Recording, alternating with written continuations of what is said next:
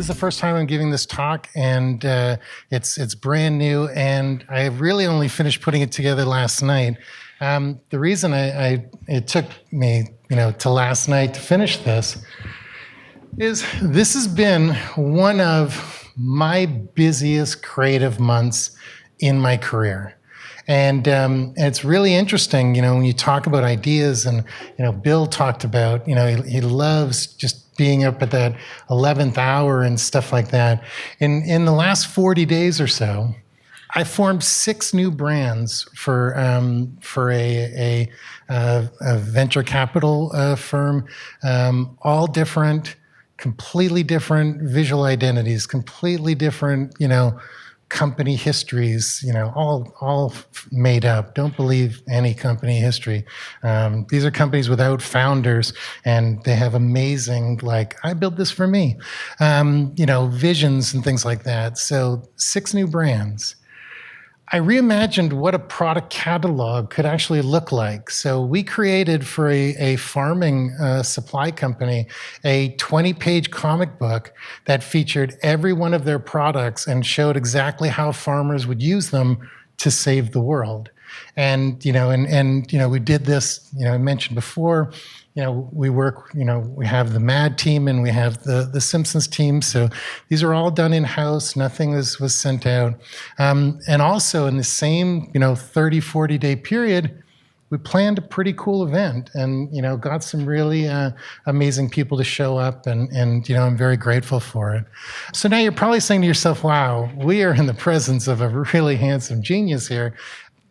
You wouldn't be wrong. It's absolutely right. But if there's one thing I really want you to leave with today is you can do all this stuff too. There's a really simple way. So to start, you may have noticed that I never used the word create.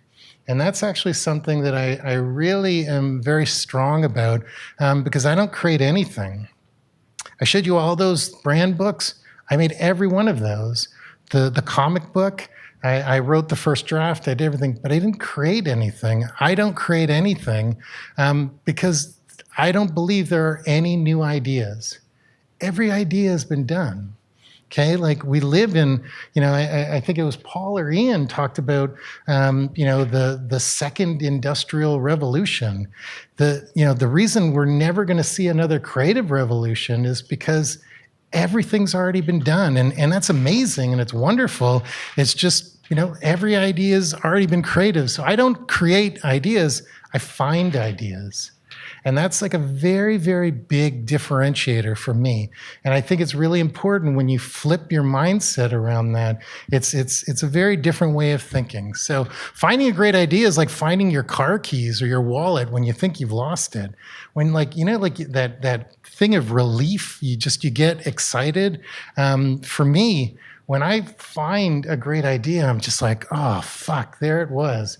It was always there. It was right in front of me. I just needed the code to figure out where it was. So here's my bold statement. I've got 3 bold statements in this presentation. So if, these, I guess, are the takeaways. But I believe, and you guys don't have to agree with me, but I believe if you understand people, you understand the product, you understand the client, you understand the customer, you watch a lot of TV and movies, you read, you surround yourself with inspiration experiences, finding a great idea shouldn't take anyone longer than an hour.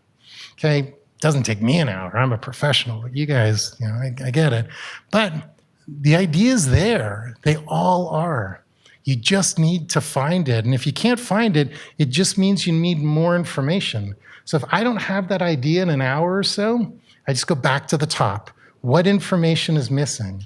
Do I not know exactly who their target is? Do I not know what the brand, personality is? Do I not know where that line is that I can get away with? And then I just go through the process again and find that idea. Jessie said that she was not the greatest student, and I think someone else said that they're not good with math.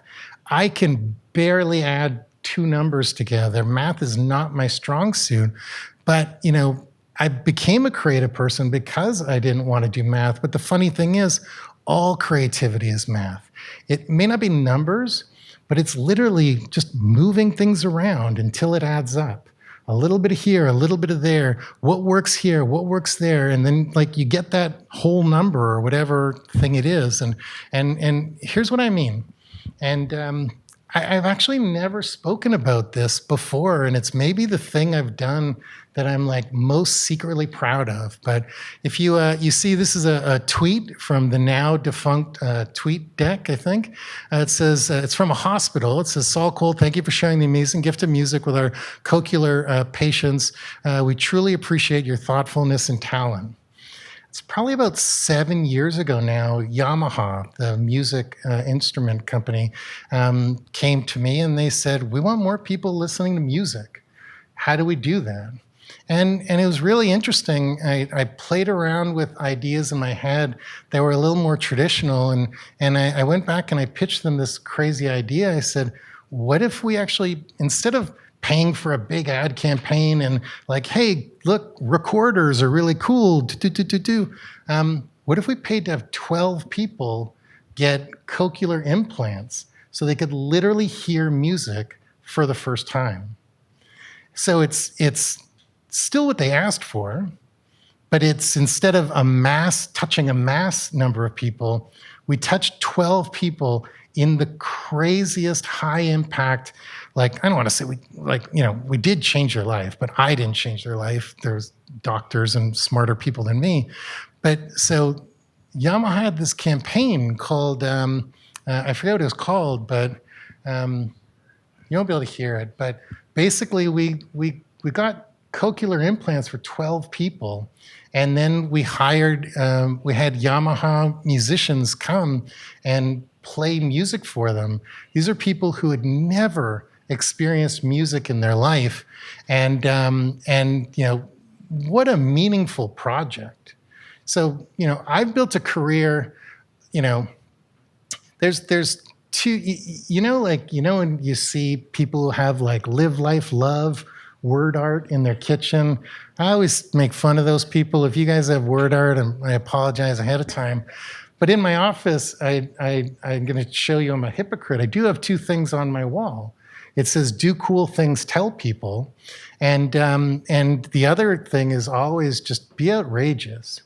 And that's something that's really important for me. I think it's really important when you find ideas, when you're working with ideas to and I talk about derivativeness and things like that a little later, but my dream, like my career goal is someone to see something and go, I bet Saul did that. That just sort of seems like his sort of thing.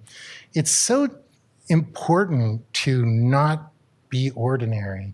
Especially, I talked earlier about all these people starting jobs and starting businesses. Everybody thinks they're a marketing person. Everybody thinks they're an advertising person.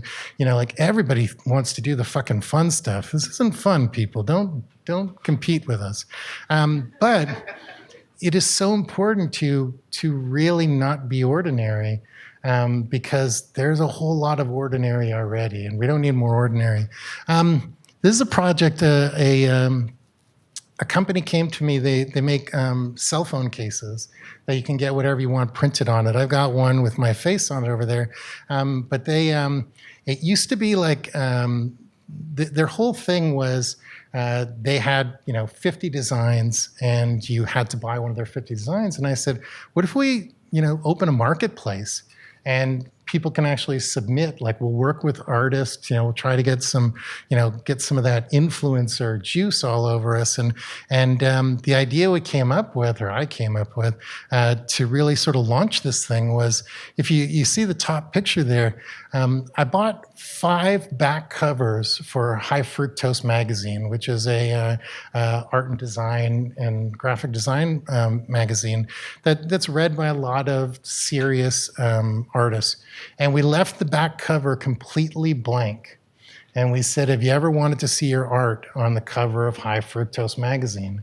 And we asked people to actually draw on the physical magazine. So it couldn't be digital, had to be pen to paper, brush to paper, whatever, and then put it on social. And we did this for 2 reasons. One, we wanted to flood the internet with some really cool artists. We wanted to identify some really cool thing. As a a contractor, freelancer, agency owner, whatever you want to call me. I'm going into my 14th year of business in November, and I am the most vocal person about being anti-spec work. I don't believe you get people to work for free. I just don't believe in it. So anyone who, and we didn't tell people we were going to do this, but anyone who actually did this, we DM'd them, we mailed them $20 just for contributing into the project. So, as an artist, there's nothing that makes you feel more valuable when someone says, I see you. I like your art. Here's a little bit of money. But we had 1,100 people sort of participate in the event. We highlighted incredible artists that we would have never found from all over the world. They were all featured on the website, and they were able to create new revenue streams for them. Some obviously were more popular than others, but the other 4 back covers, we actually printed the 5 people or 4 people that we just really thought were really cool and amazing, and they literally got their work on the back cover of High Fructose magazine. I'm a weird kind of idea guy because I miss all the obvious stuff, but you need something really like, sort of knock people on their ass. That's sort of what I specialize, because that's the stuff I like. And it's funny. The truth is, ideas are easy. I've been in so many meetings. So I believe that the best idea wins no matter whose idea it is. I've been in meetings when the most junior person in the room has had that moment of that flash of brilliance. And if their idea is best, it has to win. You have to put all ego aside. I think the difference between me and that person with the flash of brilliance is I can do it more consistently.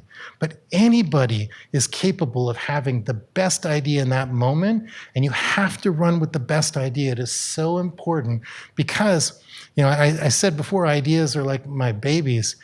Like, you come up with a great idea or you're around a great idea, it energizes you. It really is something very powerful and magical. So I wrote here, the truth is ideas are easy, great ideas and great execution is hard. But that's kind of universal with everything. But I truly believe that all great ideas should stun people momentarily. It's like it should be outrageous, and it should be based in truth.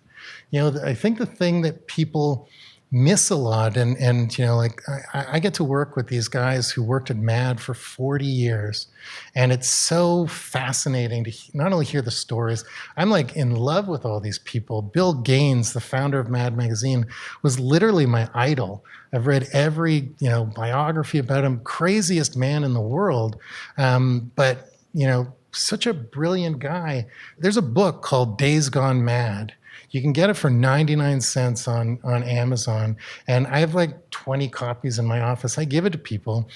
I think it's the greatest accidental work culture book ever written, because Bill Gaines, very wealthy man from his work at creating Mad Magazine, but he was so stubborn about weird things.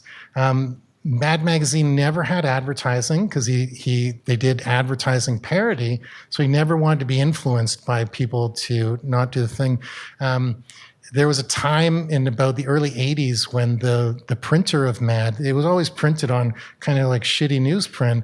The printer said, we can't get this shitty paper anymore, but you've been a customer for so long. We're going to give you nicer paper for the same price. And he actually paid more for shittier paper than they were using before, because he thought nicer paper would increase the expectation people had of the magazine. But my favorite Bill Gaines story is, and this is something I've always wanted to do with my own company if we ever grew to a certain point, but he did these things called Mad Trips.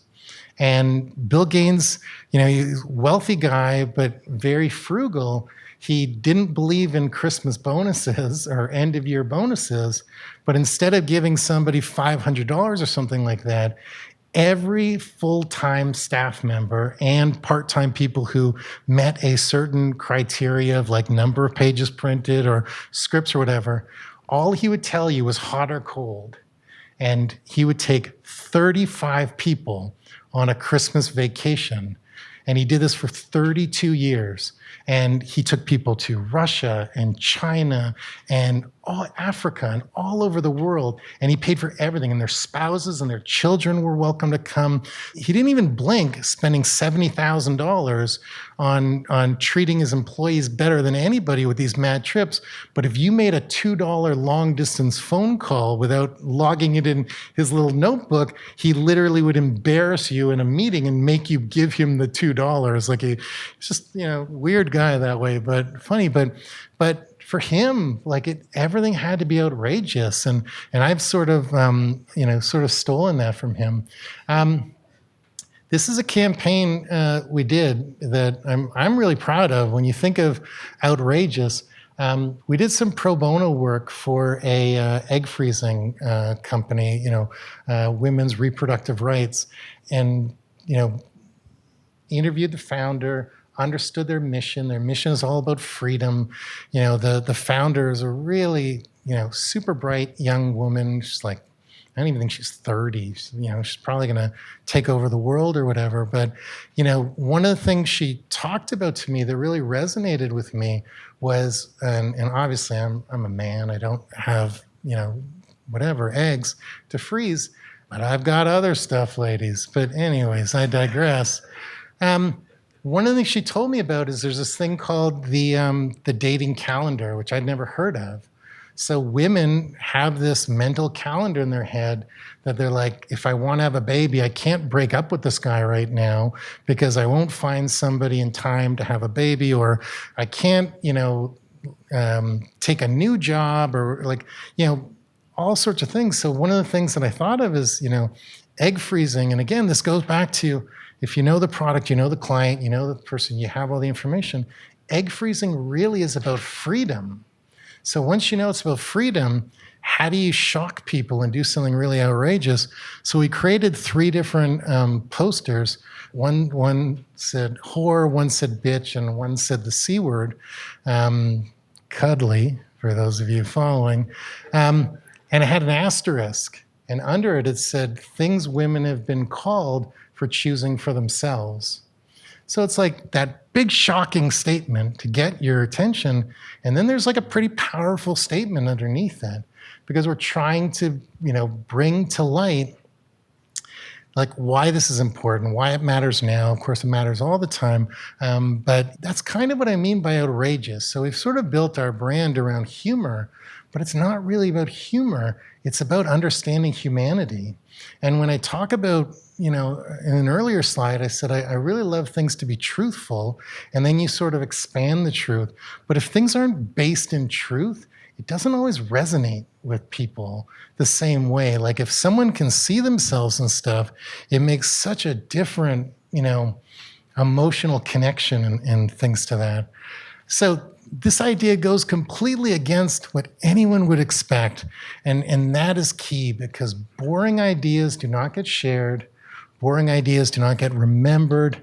They don't get noticed. And to be really, really outrageous, you sort of have to have a stomach for a little bit of pushback. And Guy Kawasaki, sort of a name from the past in tech lore, he always said, if people aren't, a little pissed off, you're not actually saying anything and stuff like that. But, outraged people are really good, and they're good for 2 reasons. They yell really loud, and a lot of time they were never your customer to begin with. So why do you care if they're upset? You should care. It's about knowing your target. It's about, there's customers and there's costumers, or I don't know if I said that right, but, are people costing you money, or are they helping you? And customers are the people you should really care about. And that's really important. When I talk about being outrageous, this is another story. I needed to include at least 3 stories that Mike has never heard, just because he falls asleep when thing. If I ever get sick, Mike could do one of my talks at this point. But I'd say 5 or 6 years ago, I was at South by Southwest. We were hosting an event, and it was Whitney Houston died 2 days before our event. And, when you talk about having an idea so great it's worth getting fired over, I hired a Whitney Houston impersonator to appear at our event. And it's funny, I was negotiating with this lady, and she's like, oh, my price is double now because Whitney Houston has passed away. And I explained to her very politely and respectfully, I'm the only person in the world who will hire you today. Believe me. But we had this woman, and she was the entertainment for the event, and we never made a big deal of it. We just said, ladies and gentlemen, Whitney Houston. And she came out and did 3 songs. And people were like, the jaws were dropping, but people kind of got the joke after. But man, being outrageous is funny, and it's fun. And maybe that's in poor taste. I don't know. I probably have low moral character. But I got to tell you, man, people remember that. People still come up to me. So here I've got 2 bold statements back to back. Are you guys ready for this? Brace yourself. Ideas don't come from sitting in front of a computer. Okay, I think it was Paul or Ian, or I don't remember who said it, but somebody really smart said that, I think it was Bill actually, who said that, he'll spend 2 days just walking around, or whoever said it. My process is I do not sit down in front of my computer until I'm ready to actually type. So I'll walk around for a couple of days. I will talk to people. I will think. But, great ideas, they come from living life. They come from conversations.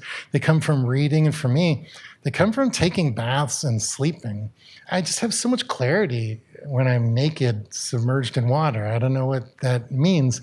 But, and the other thing is, Bill talked about, getting up and at 5:30 and writing down some things and stuff like that. I'm not a good sleeper. I wish I was. I'm really good at sleeping in the middle of the day, but at night I'm not a good sleeper. But I don't fall asleep easy. It usually takes me 90 minutes to fall asleep. And I find that I am so creative in those 90 minutes. So I have notepads. I've got my phone. All the questions for today's panel I did in my laying awake in bed and stuff like that. That's just sort of my sweet spot. But, bold statement number 2, I never tried to make my ideas sell things. I truly believe that if you're locked in and focused on selling things, you're restricting yourself too much from finding that really amazing idea. Because guess what? If you find that amazing idea, you're going to sell a shit ton of stuff. Everything is about revenue. I never lose that thing. But when I'm in my finding idea, stage, it's never about selling things. It's what's the coolest fucking thing that we can do that no one has ever seen before. Because if you do something like the cochlear implants, no one had ever done that before. One of the things I'm so proud of as a company, we were the very first company to ever use skywriting to promote a cloud-based software service. So I couldn't believe no one had used clouds to sell clouds. It's like when you create something that no one's ever seen before, shit moves, and that's good. I've mentioned a few times that if you want great ideas, you need to read everything. And it is so important. Megan mentioned how much she reads. And I'm a little slower now just because had other work, but I used to read about a book a month and listen to a book a month on an audio tape. And I don't want to get all hipster on you. I'm the furthest thing from hipster.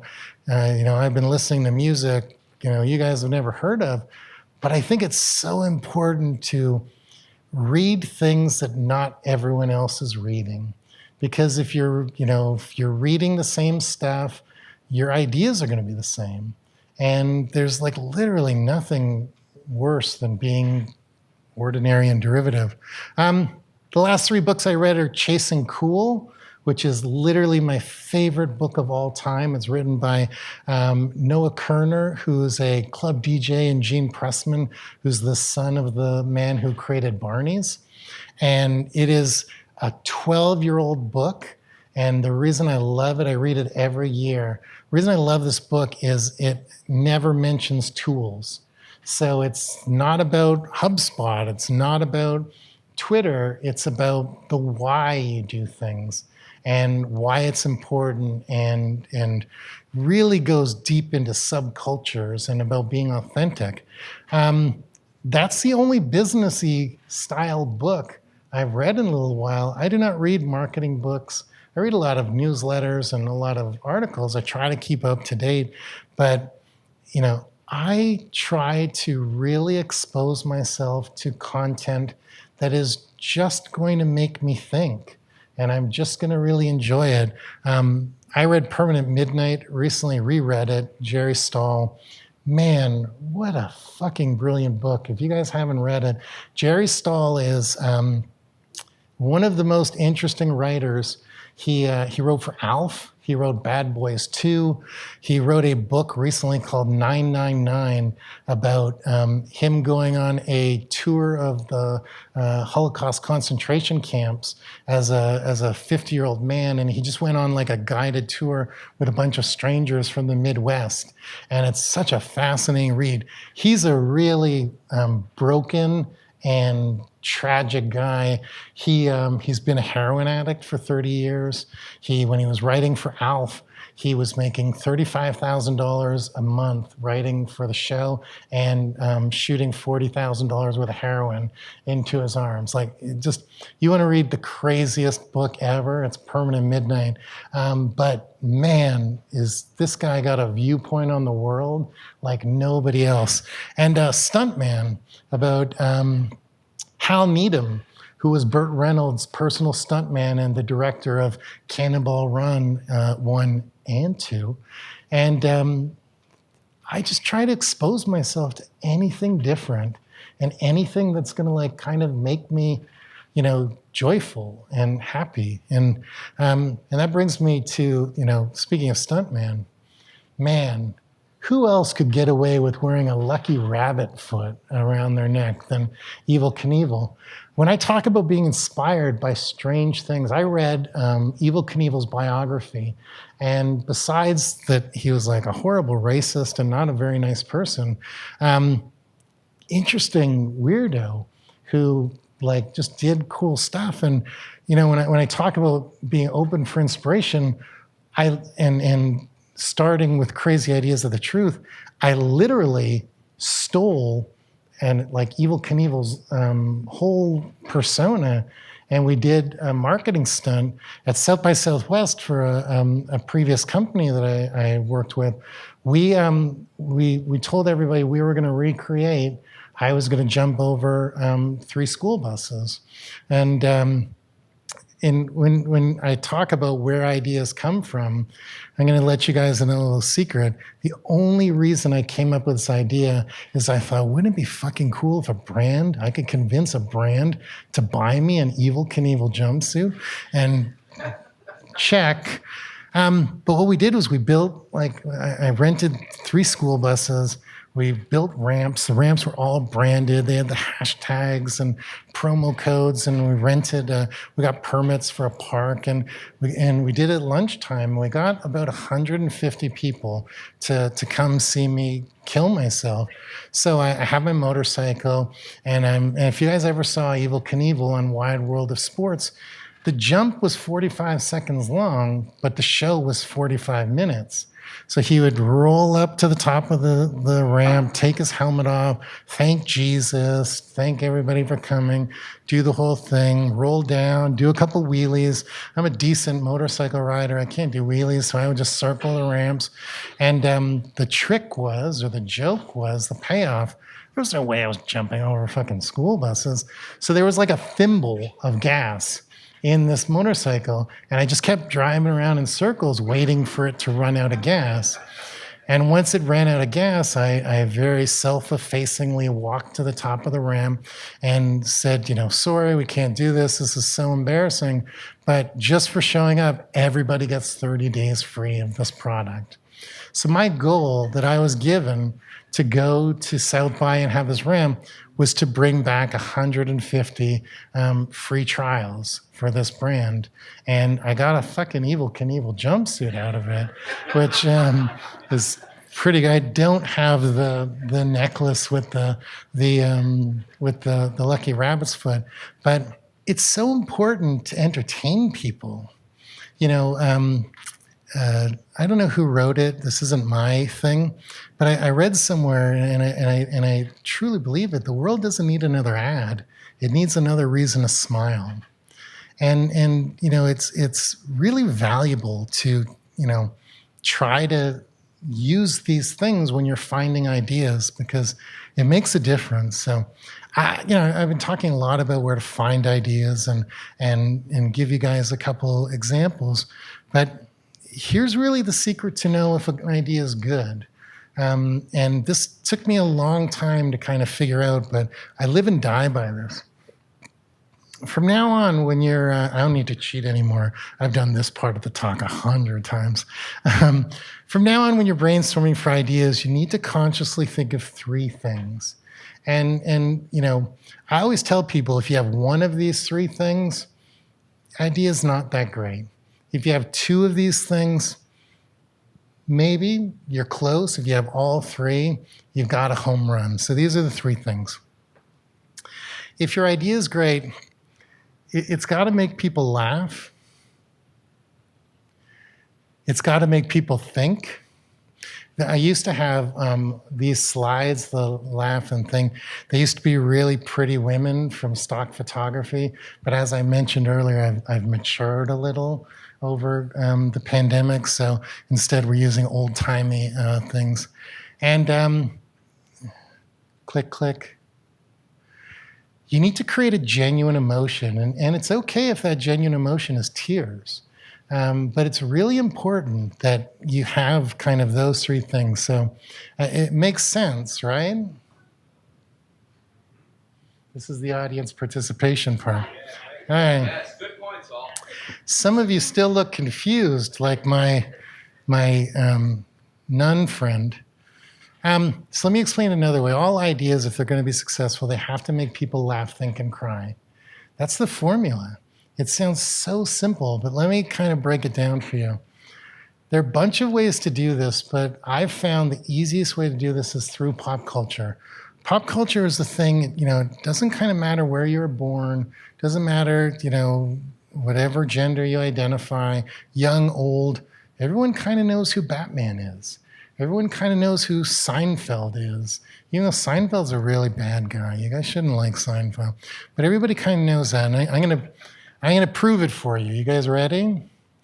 I'm willing to bet everyone in this room knows exactly where they were the first time they heard the Rudy Ray Moore Zodiac album. Am I right? Yes. Yes. Back of a car? High school? Anybody? All right, better example. I knew you guys looked confused. How about Arrested Development? Does everybody in the room kind of know Arrested Development, at least peripherally? If you know Arrested Development, you know the banana stand. Okay, the banana stand was like a character on the show that lived its own thing. So here's how I used Arrested Development in a real life way to stand out from the crowd and make people laugh, think, and cry. I was given 3 weeks to come up with an idea for a financial conference. It was going to be a lot of big banks and things like that. And if you've ever been to one of these conferences, that's my birthday there, if anyone wants to write it down. If you've ever been to one of these conferences, banks spend a lot of money on their booths. They'll it's they've got to show trust, they've got to show confidence, they've got to show all sorts of things. The brand I was working with at the time, we didn't have the budget to do something crazy like that. It was a startup. So we did something very different. And I'm calling this a takeaway instead of a bold statement, but you can treat it just like a bold statement. If you can't or don't feel like competing on other people's terms, just change the rules. Okay, that's how I built my whole career.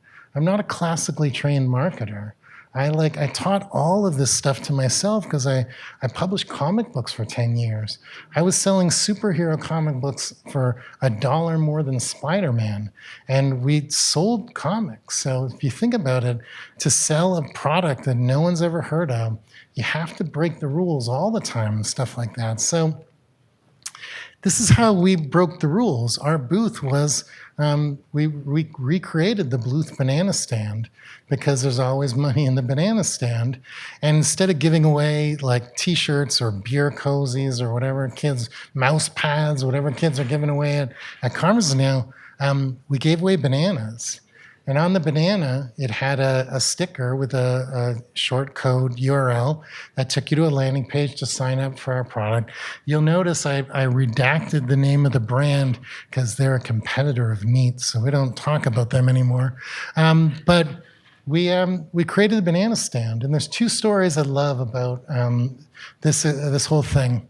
I had a set designer build me this banana stand for $800, and it was done in San Francisco where the event was, and it was going to cost way too much to ship it back to Toronto.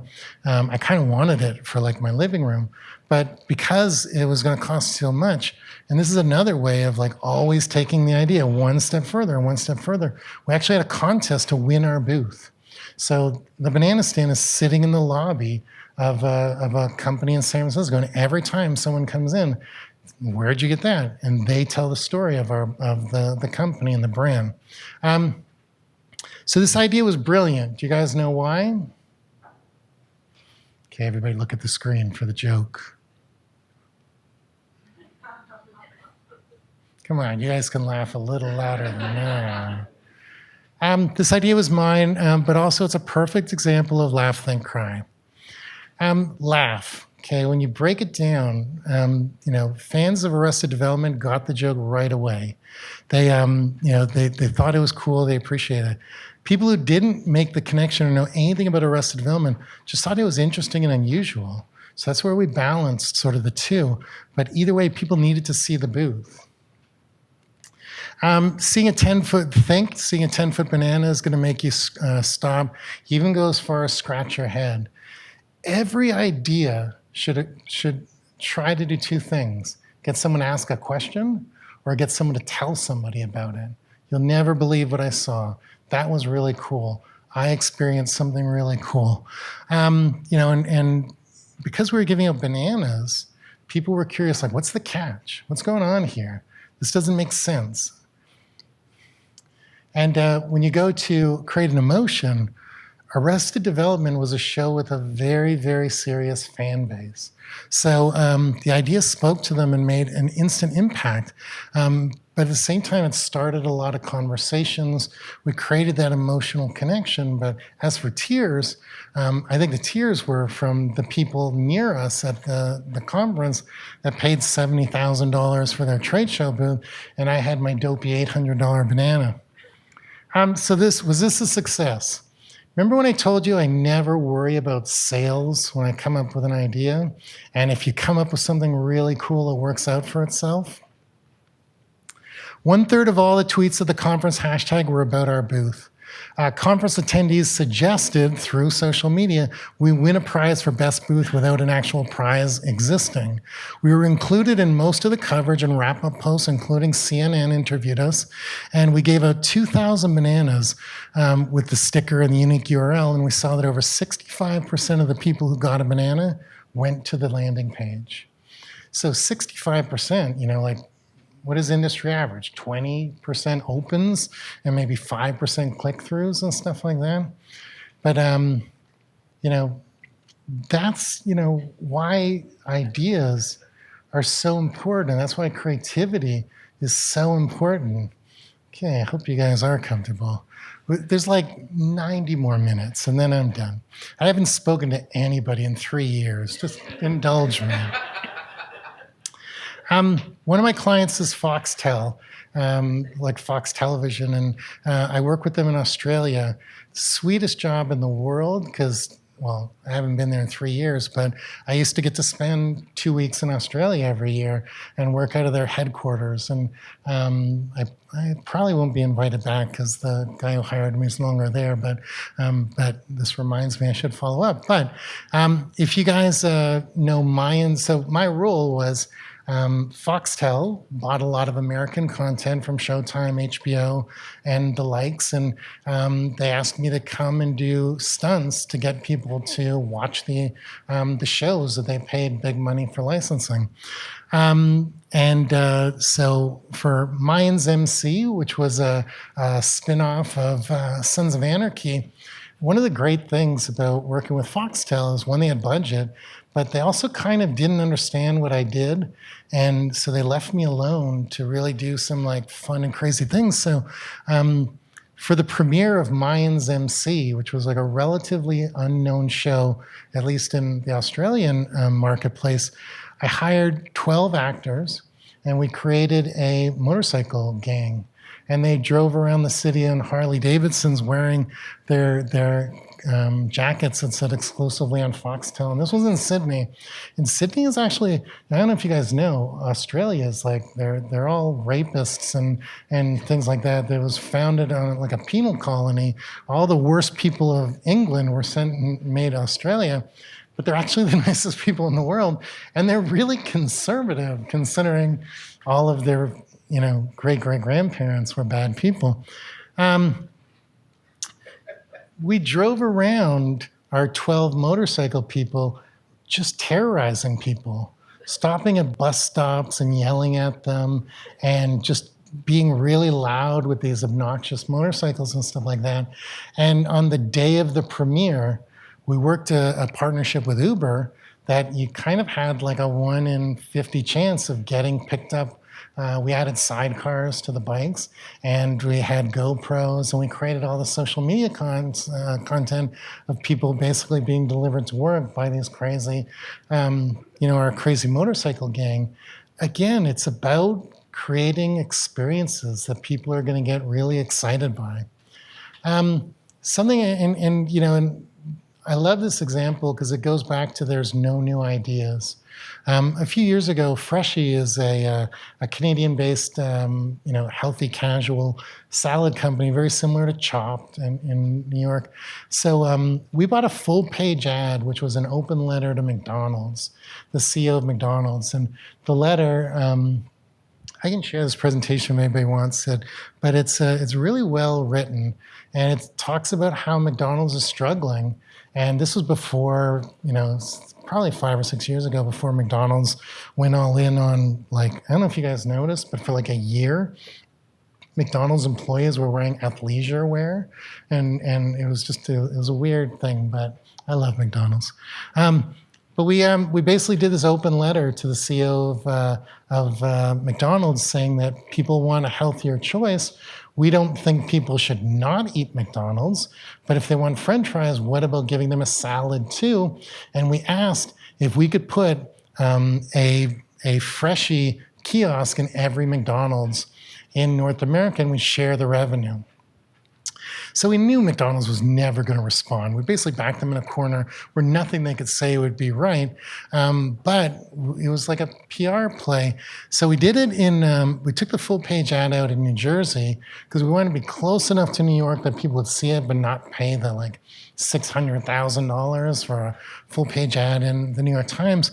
And it was picked up by USA Today. It was picked up by a few places and stuff like that. And we got a great play. And a lot of people asked, where did you come up with this idea? It was so brilliant. And it was just like, I saw it on Mad Men. They took a full page ad and said, we won't work with tobacco companies anymore. There's nothing wrong with repurposing an idea as long as you make it your own. Because there are no new ideas. Everything's been thought of. Okay, everybody close their eyes for a minute and think of the most vile, disgusting sexual act you can think of. And I guarantee you someone's done it. That's the weird world we live in right now. So, like, it's like we live in a weird time. I love this idea. I was working with a company called Whoosh, And there really isn't like 100 more ideas. I think this is the last one. I'm running out of steam. I was working with a company called Whoosh, which is like a Purell for your phone. Your phones are actually really disgusting, I learned. So when I talk about get all the information and all that stuff, one of their factoids were that your phone is 10 times dirtier than a toilet seat. So we created these 11 by 17 stickers that was a phone conversation explaining how dirty your phone was, and we guerrilla style, no permission, put them in all 700 bathrooms at CES in Vegas. So while it was on the back of the door, so while you're sitting doing whatever you do in a bathroom, you're learning about your phone is dirtier than your toilet seat. And then it was like, come to our booth and we'll clean your phone. Again, I never think about sales. These people booked $4.1 million worth of sales at CES that year, and they'd been at CES for 4 years previously and never done more than $1 million. So in closing, are those the 3 sweetest words you guys have heard? Thing?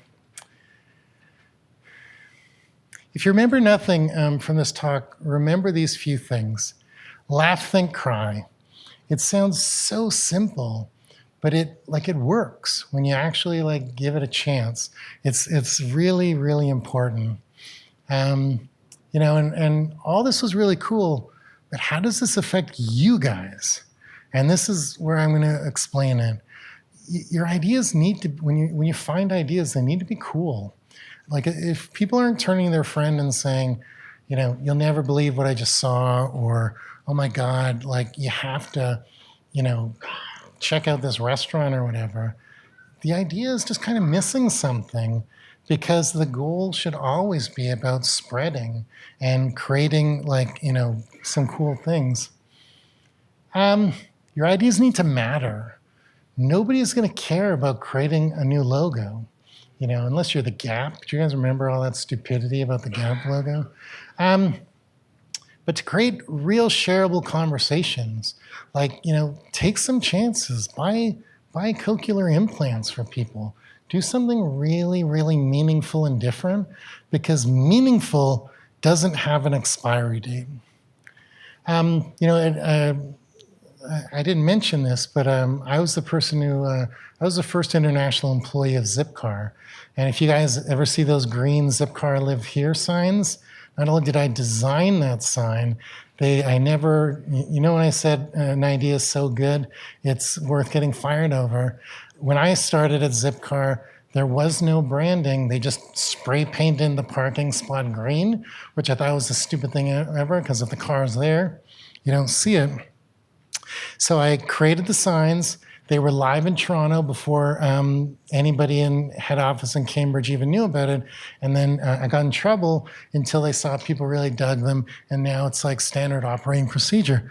But one of the things we did at Zipcar, to create a meaningful thing, I used to go to junkyards and buy a car for $200, spray paint it green, and we would rent out a parking lot with high foot traffic, like a street level parking lot with high foot traffic. And for $5, people could take a sledgehammer to that car, because, we were trying to get the message that, we're smashing the high cost of car ownership, of the high cost of gas. And then we would donate all that money to charity. So people would we'd get emails every now and then, when are you going to do another one of those things? And the media always came out as a photo opportunity and stuff like that. I have a really great photo of me with a sledgehammer breaking the car, but I was about 100 pounds heavier at that time, so we don't share that photo anymore. Last 2 things. Your ideas have to be grounded in reality. People can sniff out BS. And it's that's why I love telling people, we just embellish the truth. Because if something's grounded in truth, it connects more with people. And worse than that is over-promising things. You have to really follow through in what you promise, because it's your reputation. I also think it's really important your ideas have to be repeatable. So there's a restaurant, a barbecue restaurant in Austin, Texas, that if you see this picture, I love it. It's not my idea. I just think it's really funny. They have hand washing stations. So after you've gotten messy eating barbecue, you just put both your hands in there, and it's like a whirlpool. And then there's stickers that say, "I washed my hands." And I always think that's just so brilliant. And it's just such a funny, easy, shareable, repeatable thing over and over and over. So and the food was really great, but I've never mentioned the food once. I always mention the hand washing statement. I'm wearing these in my house. It's so great. But Jesse talked about they have an inclusive brand. It's really important that your ideas are inclusive, unless you're super niche. The worst thing is being in the middle. If you're a super niche product, then yes. If you're not a super niche product, you gotta stand out and stuff like that. So I always say it's so important to know where the line of good taste is and cross it by 2 baby steps. Because that's where those memories are going to happen. You don't want to cross it by 10 baby steps. That's where people get in trouble. But it's just that, like, those 2 little baby steps and stuff like that. And I'd even say trying too many things from this talk wouldn't be a great idea, because they've been done. But what I really hope is, my wish is that you guys will be inspired from the panel, from this talk, to try to be outrageous, try to take some chances, try to find some really cool ideas that no one's ever seen before. Because when you do, you get emails like this. It says, "Saul, you don't know me, but I wanted to share a story with you. About an hour ago, I overheard 3 women, talking about you at the Denver airport. They're recapping some stories you told in a class you taught a few days ago. And while I wasn't in your class, I've seen you speak before and know what you preach about and creating experiences. So I drew flowers on a notepad, went over and delivered the flowers to the women from you. They were really impressed." People remember cool stuff, and they share cool stuff, and they'll share your message, and they'll share your brand message and stuff like that. So I don't know, do you guys have any questions? I'd be happy. Nobody ever asks questions after I talk, because I feel like I've just given you everything. There's nothing else to talk about, but do you have any questions? I don't have a fashion designer per se, but if I were to say I have 3 major fashion influences, it would be Dapper Dan, Iris Apfel, and Tinker Hatfield. Any questions? Yes. I'll ask one. So you talked about not letting the need to sell something influence the idea or just the creative process of the idea. But clearly many of these examples sold a lot of things. So where in the process, so you think of the idea, it's cool, it meets all the criteria, then are you taking it a step farther and figuring out how you can bring an activation step into it, or how are you getting there? You always have to sell stuff. So at the end, you sort of just gut check that the client's going to be happy at the end of everything. But I literally don't do any of it through the early processes. It's really like, okay, we're going to have to include some calls to action, or we're going to have to include something, but I really don't want to put any filters or guardrails on anything until almost at the very, very end. It's like stickers on the bananas. Yeah.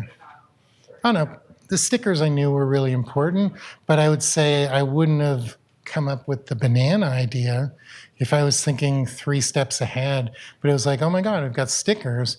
I mean, it was like, oh my God, I knew there was going to be a landing page. What could we do? Well, we've got this banana stand.